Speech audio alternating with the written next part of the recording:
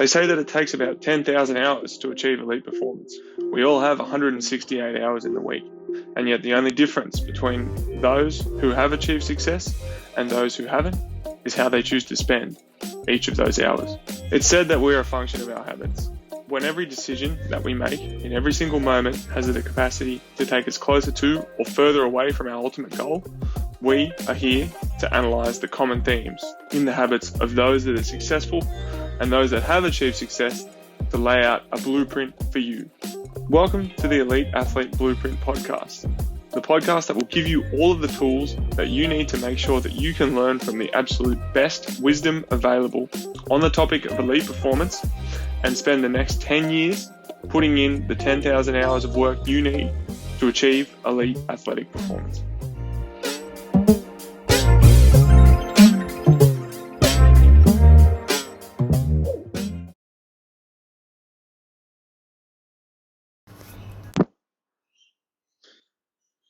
So, on the back of my recent post or recent podcast on the importance of dribbling, sort of wanted to expand on the concept that we talked about in terms of neuroplasticity and developing space in the motor cortex to talk about the second fundamental skill for basketball.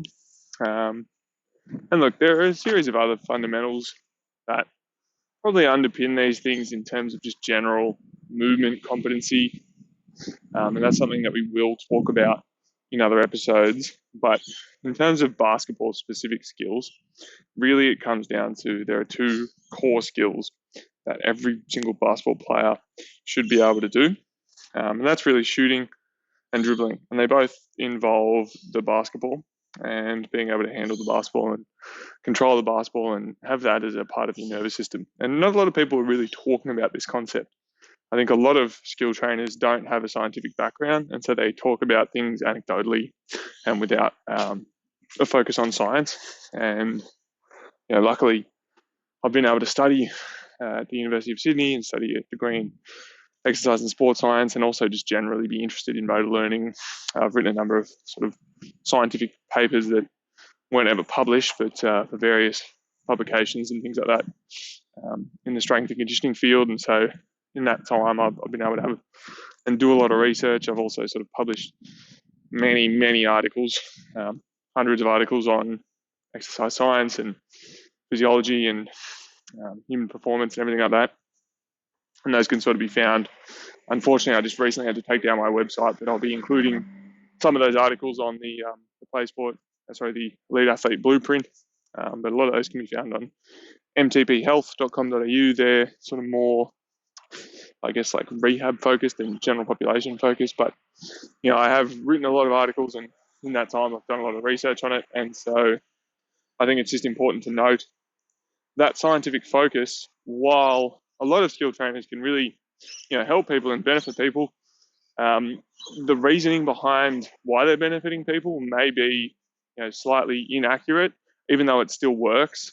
There may be some slight elements that don't always, they're not actually how things are happening or how we understand them best to happen. And while that might sound like not a big distinction, I think it's important to note, because by understanding things scientifically, we can break it down in terms of its actual component parts and really be more intelligent about our training. And this is the one thing that I think I really want to talk about as part of the Sonics is training smarter, not harder. I think this is another episode that I'm going to do, which is the idea that, I think most basketball athletes, the problem is that they're training too much. They're going beyond the point of diminishing returns. They're violating the fundamental laws of skill acquisition and motor learning, and essentially placing too much load on their body when it's unnecessary. And yeah, sure, those hero sessions that Kobe Bryant goes about and that they talk about Steph Curry doing definitely have a place, but we have to realize, what they did to build up to those hero sessions and the level of athlete they are and how long they spent adapting to being able to tolerate that much volume, and also what period of the season that was in. a lot of athletes I see, really they're getting 1,000 shots up, trying to do it every day in the season, and they're simply just cooking themselves and kind of getting to this point of diminishing returns where they're sort of one directional in their approach to shooting. They might just shoot on the gun, straight on in front of the rim. And then when they get into a game, they're not able to apply it as well as they should be able to because they haven't practiced it in a game context at game intensity. And their nervous system just doesn't have the capacity to work at the intensities required. And I've seen this in myself, and it's a constant experiment that I'm sort of working towards and understanding how to best optimize. But I just think in terms of training smarter, not harder, that is really the ethos of what we want to try and communicate with the Sydney Supersonics, and just allow people to approach the game of basketball in a fresh, science-based way that gets the best results possible. For anyone that doesn't know or isn't familiar with Tim Ferriss, I think the way Tim Ferriss approaches things, the greatest book that he's written, in my opinion, is The 4-Hour Workweek. And essentially, it could be thought of, the Supersonics approach to training could be thought of as the 4-hour workweek approach to basketball and athletic development, which is essentially like the 80-20 principle or the Pareto principle, which is basically what are the 20% of things you need to do to get the 80% of results. So in everything in the universe, basically, in the world, there seems to be a natural law which suggests that there's always going to be 20% of things that produce 80% of the results, and those are the most important things to focus on above all else. And so why I want to talk about all of that is just because, well, I think shooting, I think general athletic competency, and I think dribbling are really the 80-20 of basketball. And I'm going to be talking today about why I think shooting is that for basketball. So in terms of shooting, I want to first go into why I think it is so important to be able to shoot the basketball. And it's because at the end of the day, shooting is another way to impart control over the ball. And what they talk about with the greatest shooters and the greatest finishers, and someone like Hakeem Olajuwon, who was really great around the basket with a great touch and had the ability to sort of finish from anywhere, or a Tim Duncan, compared to a Steph Curry, who has amazing touch and amazing shooter's touch. What they are able to do is very similar to what a golfer is able to do. Now, a golfer, for those who haven't golfed before, is able to control a club with intricacies and intricate movements of their wrist, their hips. Mostly, most finesse with golfers is sort of in the wrist and the follow through at the end. You kind of have to, they talk about closing the club face off. So if you've ever played golf before and you've hit it a slice, which is where the ball will go, like if your feet are facing one direction, I'm a left-handed golfer, so my feet are sort of going to be, I guess, perpendicular to where the ball is. So I'm going to be trying to hit the ball that's in front of me, but my feet will be sort of facing the ball at a 90-degree angle to what I would be hitting it at. And when you hit the ball, you kind of have to twist the wrist through as you're making contact to effectively allow the ball to hit the club correctly. Now, it's probably a very gross description of what's happening, and golfers will be probably twisting their face in disgust at what I just talked about. But really, the reason why I talk about the analogy of golf is because I think golfers do a better job at explaining how they're able to impart control over the object that they're controlling in sport, because there's a lot less variables in golf. Literally all you're doing in golf is using a metal club while standing still to hit a ball. Whereas in basketball, you've got all the athletic elements. You can be someone who doesn't know how to dribble or shoot particularly well, such as, I hate to pick on DeAndre Jordan, but he's the first guy that comes to mind. You can just be a super athlete and have a fairly limited skill comparatively to the rest of your cohort in the NBA, for example, and yet still be incredibly successful. And that's not to take anything away from DeAndre Jordan, and I'm sure he's incredibly skilled, but it's more just in terms of there's no way that you can be a super athlete in golf and simply just a super athlete and succeed. And so much less variables in golf, And they have the ability to sort of have this area in their motor cortex, in their brain, in their nervous system, devoted to the control of the club and the control of the golf ball. And this is exactly what I talked about in the dribbling section with neuroplasticity and having that space in your brain.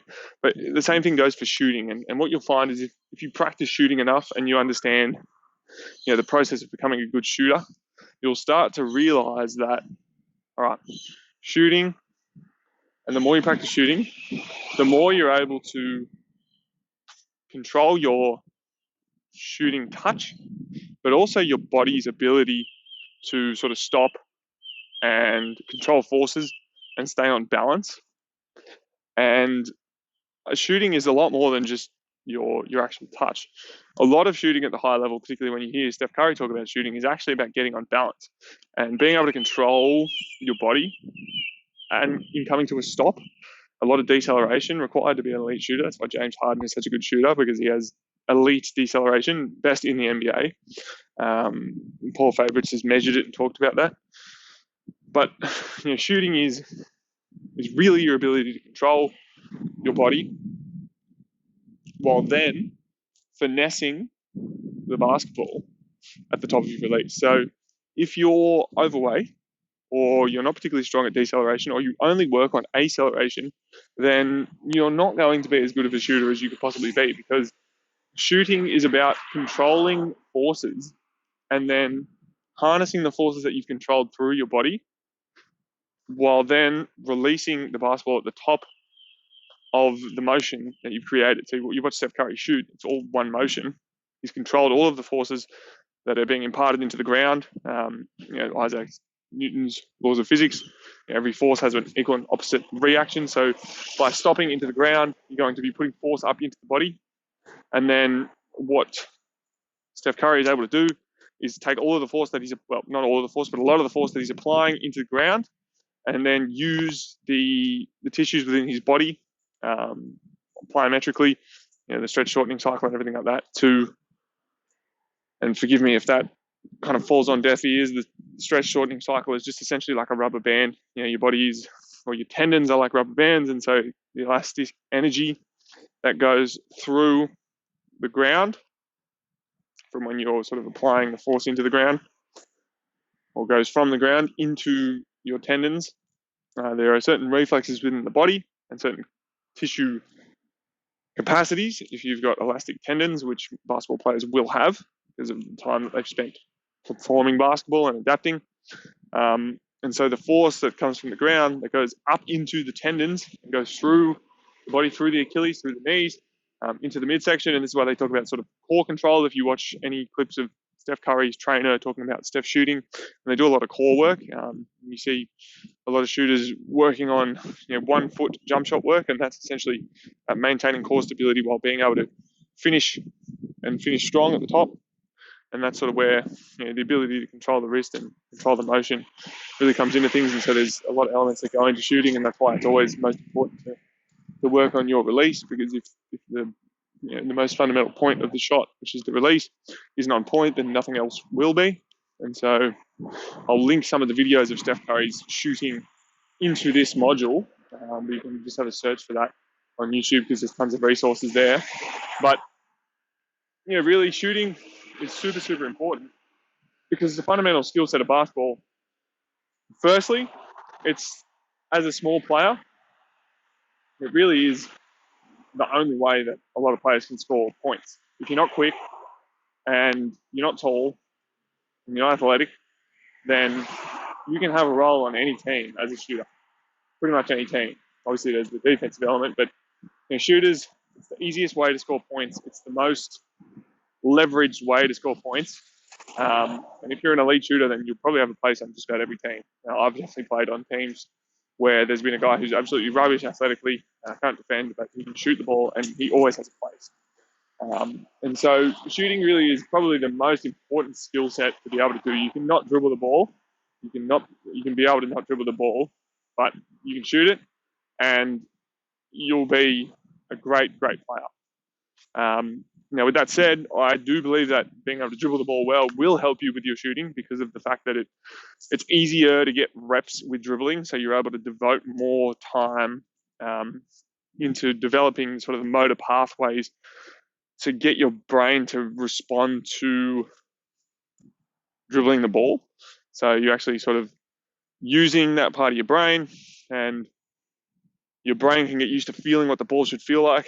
And so by dribbling well and working on your dribbling, you're actually going to improve your shooting and improve your layups and everything like that. But I guess if you don't work on shooting, and that said, it only takes probably like 15, 20 minutes to become a level of ball handler where it's going to improve everything else.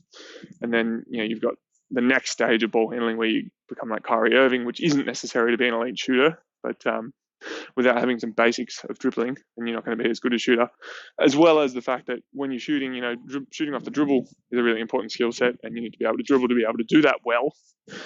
Because essentially, if you can't dribble without not thinking about dribbling and without having your head up, looking at the defender and reacting, and being able to get the ball where you want it to go when you're dribbling, then you're never going to be as good a shooter as you could be, just because of the fact that you have to control the ball to get it into the position to shoot it properly.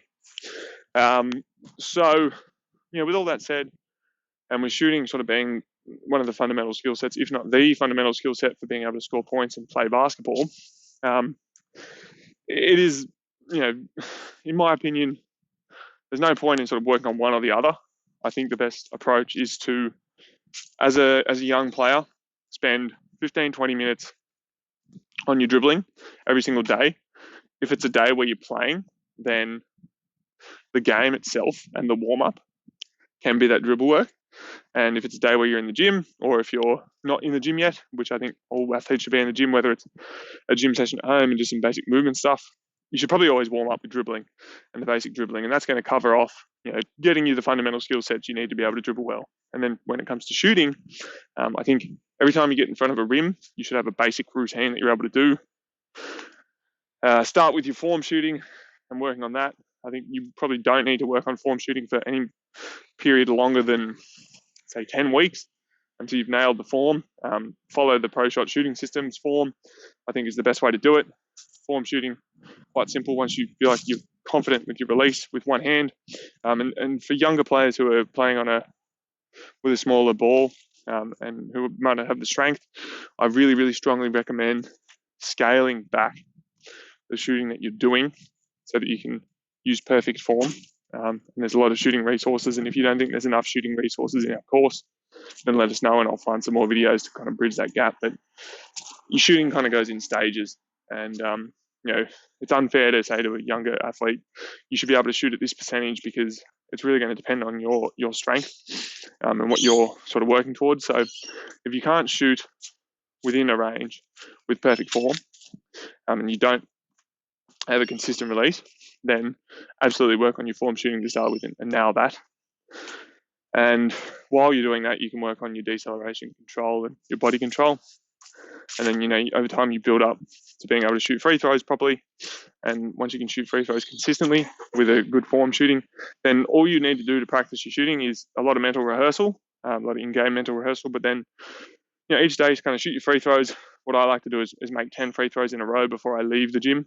And that sort of keeps me going. And what I try to do is practice a lot of 3-point shots and everything like that. But I'm sort of at my full-grown height of basketball, and I do focus on shooting, and I'm getting to scaling back the volume and really focusing on game-specific reps and using mental practice to lower the overall volume load on my body, because I want to save that recovery energy for being able to recover from intense workouts and getting more athletic.